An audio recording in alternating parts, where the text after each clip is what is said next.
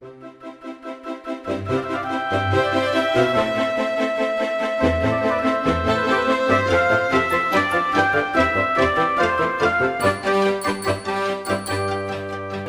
Fennell from University of Ottawa.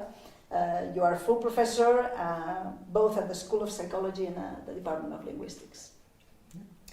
And your topic is bilingualism, so this conversation is going to focus around this topic. To start with, could you briefly summarize a little bit your trajectory in the research, in this domain of research? Yeah, I can start why I got into this domain and then sort of talk about my trajectory. So I grew up in a bilingual area, so similar to where we are right now, where there's two languages present. In my home province, there are two languages present. So I always was interested in bilingualism because it was a cultural value of where I grew up. And when I started university, I wanted to see what I could do with that interest. And first I thought I was going to be a teacher. I thought I was going to teach languages.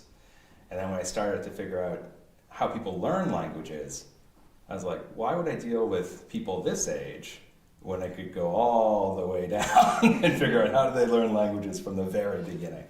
And so that's how I ended up in grad school, starting grad school doing bilingual infant language acquisition. And I started doing phonological research, and I was really interested in how kids use sounds in words. So when you start learning words, how much sound detail can you pack into that word? Is it much more global and fuzzy so that it's not that you know cat, and know k-at. It might just be that you sort of know there's a consonant, a vowel, and another different type of consonant? Or do you actually have from the very beginning k-at, all of it? And when you get to bilinguals, it got very interesting because now you're going to have to learn cat and gâteau. Right? You're going to have to learn two of these things now, or in French, cat and chat. And so you have to learn two different consonants and two different vowels. And so that's what really excited me. And so I stayed in that sort of area for a while, and then I started to get a little bit more interested in other aspects of bilingual language acquisition. So lately I've been working a lot on word segmentation with a former graduate student, Angeline Sui, who's done a lot of that research as part of her thesis. So that's how do you pick out words from all of these words getting thrown at you. And so I'm starting to sort of go beyond just word learning and phonology to other aspects. Okay, that's where you are now. Yeah. Okay, now it's interesting that you showed these changes in your ideas about the study of bilingualism, but can you also tell us something about how the field has evolved in, let's say, the last 20 years or so, or yeah, because I think that the perspective has really changed. Yeah. So I entered graduate school about 20 years ago, yes. So, yeah, it was 20 years ago that I entered graduate school, 21 years ago. And when I started grad school, and I was interested in this thing, bilingual language acquisition from birth, there was not much out there.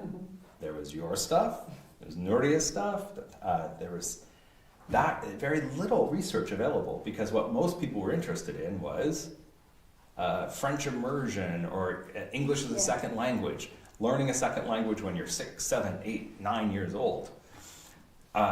Yet we have this entire population in the world, like here in Barcelona, in Montreal, in Canada, anywhere where there's an immigrant population, where these kids are learning these two languages from birth. Nobody was really looking at them. Before the 1990s. And then I entered grad school, there was some studies, and then I would say in the mid-2000s, all of a sudden, or maybe around 2009 or so, there has been an explosion of research on this population. Thank goodness, finally. And so at the very beginning, it was the basic questions, because we didn't even know, can they tell their two languages apart early on? Can they tell two sounds apart? Can they learn words at the same time? We didn't know any of that. Now, those basics have been not fully answered, but a good chunk of them, we know a lot more. So now people are looking at a diversity of topics that we did not have 20 years ago because we weren't ready yet, because we needed to do the basic research first. So I'm thinking of the research on code switching in the first 2 years of life, like babies who are hearing Spanish and English mixed together. And how are they picking apart the two languages when I start a sentence in English and I switch to Spanish halfway through the sentence? Looking at word segmentation across two languages, looking at mutual exclusivity in a lot more detail. None of that was present 20 years ago.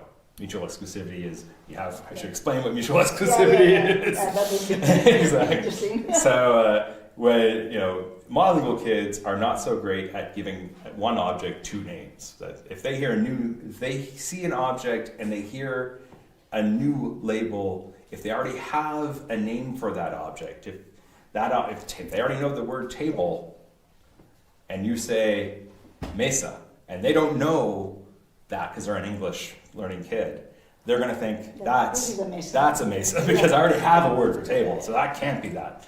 So how do bilinguals do that was an interesting question, because they need to override that all the time. So that's mutual exclusivity. Yeah. Okay, so I think that then the field has changed a lot. Also, some misconceptions about these delays. What's your opinion on this monolingual bilingual comparison in terms of is this a delay? Is this a problem? I think that this is a misconception. No?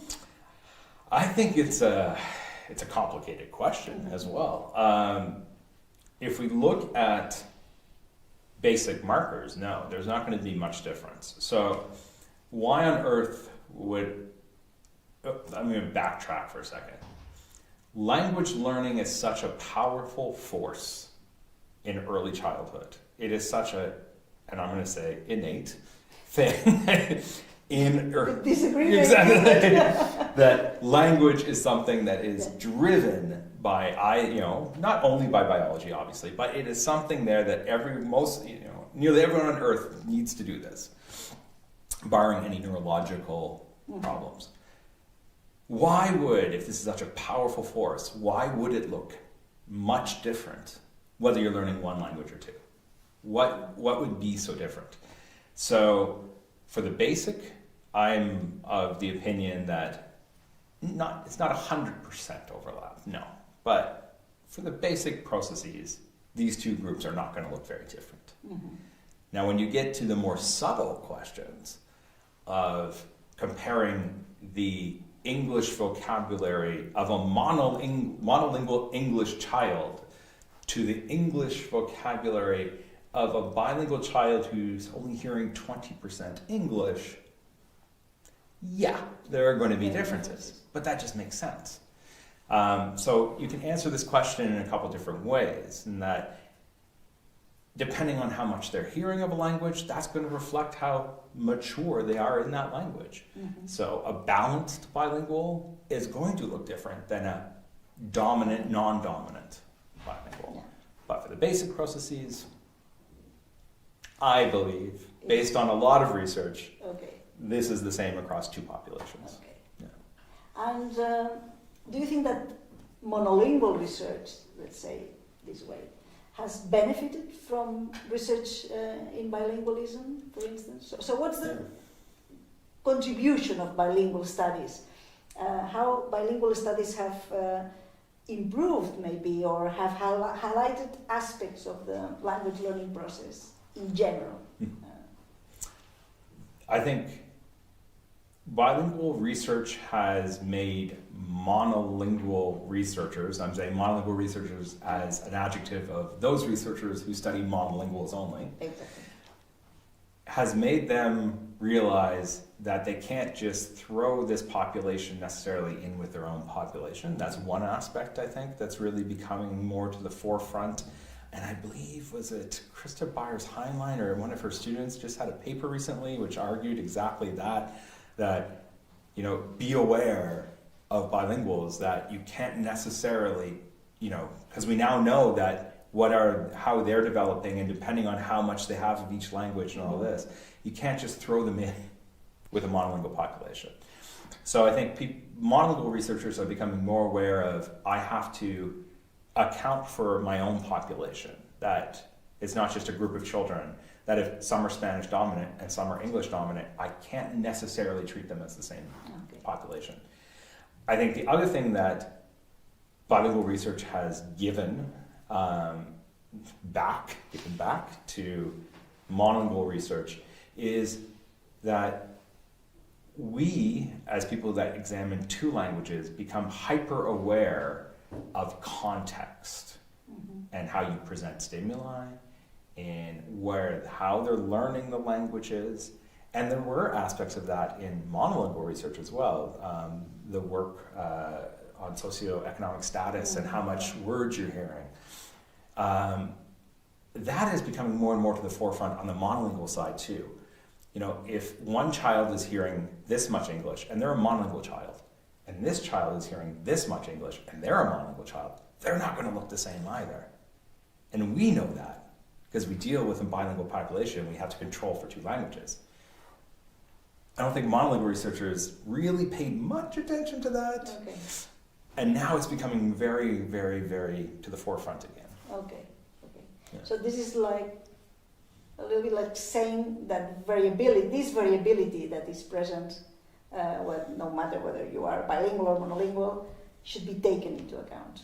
Exactly. And which do you think are the factors that are producing this variability, besides the typical ones, socioeconomic status, amount of exposure?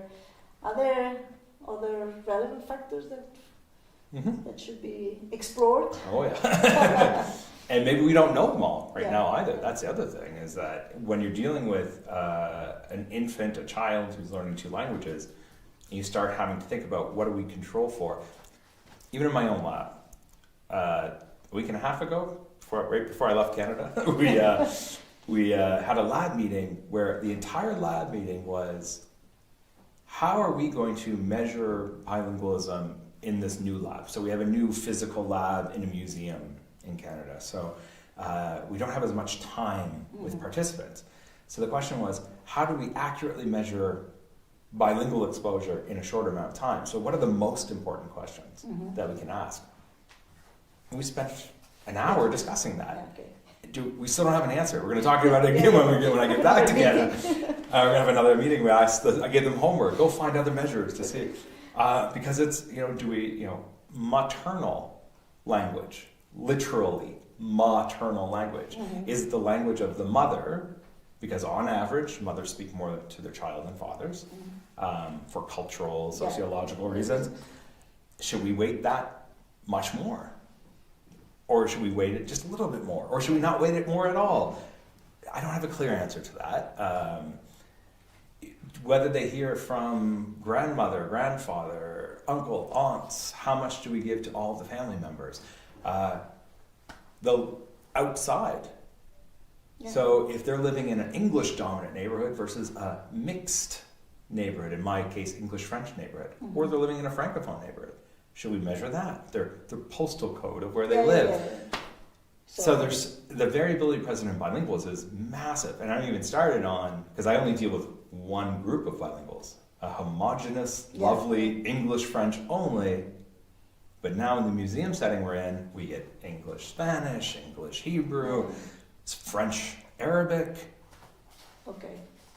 So and that's an interesting point, because talking about these different pairs of languages, so it's not only important to really, know which are the properties of these languages that the kids are learning, but which are the most important effects, or how this specific pair of languages affects the learning. What would you say about this?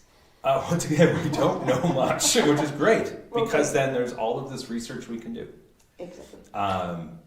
So, locally here, Spanish and Catalan. two very similar languages in the grand scheme of things. Yeah. More similar than English and French even. Certainly. English and French though, there's still a third of the words overlap between those two languages. Mm-hmm. So we have 33% of the vocabulary where it's table and table. It's the same, it's the same word. Yeah. So, you know. At least the written form. Exactly. Yeah, you know. But, also the phonetic. Yeah, cat and shut. I mean, they're very similar, these words. So you have that versus now, like I said, if you have French Arabic, which are two different linguistic families with different ways of constructing a sentence, different ways to construct words even, different plural markers. We don't have any of those answers for the most part of how does that affect? And it's going to depend on your task too. If we're doing a sound task of the sounds of language, well, Turkish and French have a lot of overlapping vowels, as opposed to, let's say, Mandarin and something else. Mandarin and French. We'll go with French again. So is that more important? But if you go to grammar, French and Turkish look nothing alike. So if you're doing a grammar study, it's going to look very different. So I think it really depends on what you are studying, that you'd have to then compare what those two languages are. Mm-hmm. I even started about cultural values too, of like, do you teach the languages in the same way in those two cultures? But that's outside my that's outside my expertise. Okay, and then I think that a question that is also of interest is talking about the methods, for instance. So not only about the languages, the properties of the languages, or depending on which domain of language are you interested in, let's say phonetics, phonology versus lexical information, or lexical word learning, or even grammar. But what about methodologies? Have the methodologies changed? What's going to happen in the next few years in terms of research lines and methods used to better explore bilinguals, but also monolingual language acquisition? I think what we're seeing now, and relating back to what I said earlier, of going from 20 years ago where there was only, let's say, 20, 30 studies on infant bilinguals, to now where I think the last count I had, there's over 200 at least on just infant bilinguals. So what that means is we now have a diversification of methods that we didn't necessarily have. People were still doing different types of methods a while ago. But now we see people working with ERP, people working with eye trackers, people working with just preferential looking of which object you look at when you hear the correct label. All of these different methods are in play in bilingual infant language acquisition. But they're also completely in play in monolingual infant language acquisition. So in some ways it's that the bilingual literature has caught up, or I want to maybe not say caught up, but I'll say caught up. That it has caught up to the monolingual literature in that since we have a diverse amount of researchers looking at this, which is very important as well, different points of view, that we now see a diverse array of methods. So is there one method that's going to come out stronger than another? I don't think it's going to look any different in the monolingual research than the bilingual research. We're going to use the same methods. I think certain methods might be better for us in some way. Eye tracking, looking to objects. If I'm curious to know, are you going to recognize an object in one language quicker than in the other language? Well, eye tracking would be a very good way to do that.